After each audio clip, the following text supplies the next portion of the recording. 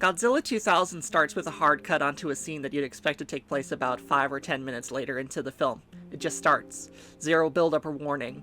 We're thrown into the story of the film without any exposition about Godzilla's place in this world, which the other Millennium films woefully place so much time on. Godzilla is just a fact of life that no one needs to address or give an account about. His presence is entirely unquestioned. If the film was more akin to others in its anthology, there would be a huge part of the first reel dedicated to just setting up Godzilla. There'd be an extended sequence of Yuki meeting the GPN and talking about why Godzilla does what it does. Godzilla's appearance was really the first time the character was treated with proper menace and pathos in almost a decade. The rampage in Nemuro takes some obvious visual influences from the original film and is a true high point after years of stagnation. The monster's jagged silhouette against the orange glow of the city in flames, as the lights around him go gradually out, is so beautifully unsettling. The story brings back the early idea of Godzilla hating and being drawn to man-made sources of light and energy because of the memory of the nuclear blast it triggers. Fittingly, the UFO's first light in 60 million years also stems from humanity's actions. The clinical savviness of the Japanese self-defense force is a really fun dynamic. Behaviorally, they read Godzilla by this point like an open book, and even have an airstrike ready to distract him from using the heat ray to continue their herding unimpeded.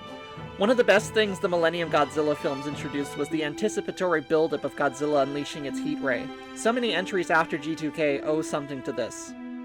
The sequence where the alien hive mind hijacks the network and siphons all the computer data is so beautifully apocalyptic.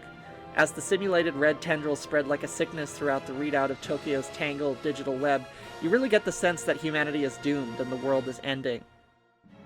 The ending hinges on the uncomfortable ambiguity of both Orga and Godzilla's actions.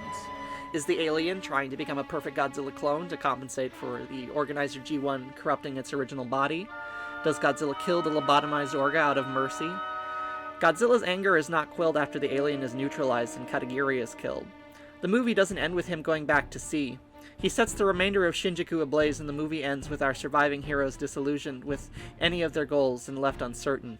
Godzilla was created out of whole cloth from the erroneous actions and arrogance of mankind. If a sufficiently advanced alien life form capable of interstellar travel was unable to control the mutagenic properties of Organizer G1 tailored specifically to G, neither could mankind. Everyone is shattered. Miyazaki is grief-stricken because he awoke the UFO. Shinoda realizes his goals are for naught because Godzilla is a walking reminder of the creation of the atomic bomb, whose biological properties cannot heal the wounds of those who created him. In a way, Shinoda and Katagiri are very similarly hubristic in spite of their opposing goals. Katagiri believes he can kill the biological equivalent of a god. Shinoda thinks he can harness the god's power. Katagiri realizes his entire goal has been to kill a living god and allows Godzilla to end his life in a final moment of both arrogance and acceptance. Even if you find a way to live with, understand, or contain Godzilla, any or all such actions can never erase the abominableness of Godzilla's existence to begin with. He is mankind's mistake to forever acknowledge and suffer. Even if your intentions are initially noble, the outcome of scientific discovery is entirely out of your individual control, and you cannot erase the chain of events you set in motion. That's, in my opinion, what this movie is about.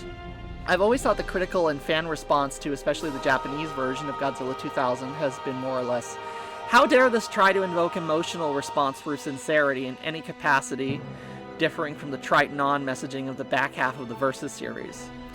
Especially disheartening in regards to the ending is how fans consistently and contemptuously brush off the film's sincere attempt at resurrecting some of the core themes of Godzilla in an unsubtly bleak way as fluff, while praising the US version's non sequitur as wit.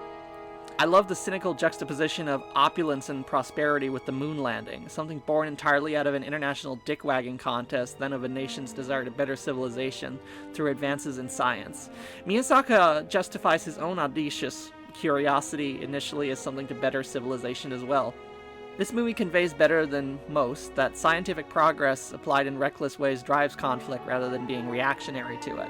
What are those bunker-busting full metal missiles going to be used for if and after Godzilla's defeated? The alien broadcast is a frightening mirror image of the intent of replicating some of human civilization's most disgusting excesses told through our own words. The intentions of the aliens are transparently genocidal. They highlight the word millennium, as in millenniarism, an old concept of universal transformation bandied by the Nazis and the Japanese radicals who caused the 1995 sarin gas attack. Shinoda refers to this as a 1,000-year kingdom, which is also one of the several ways that Tausendjähriges Reich, one of the Occultism-Poise aliases of Nazi Germany, can be translated into Japanese. The German dub picks up on this and renders it as such. As the invaders siphon the information superhighway, Yuki unplugs cord after cord from the computers, but the data still flows, powered by the will of the aliens. The World Wide Web was too young for the film to make a bigger assessment of what we are experiencing now, but that the film makes this big a deal of this resource being compromised, I think speaks volumes for how forcibly entrenched in our lives it is now. All of humanity's knowledge and brilliance being homogenized just to further the same tired, vile goals of violence through endless colonial expansion.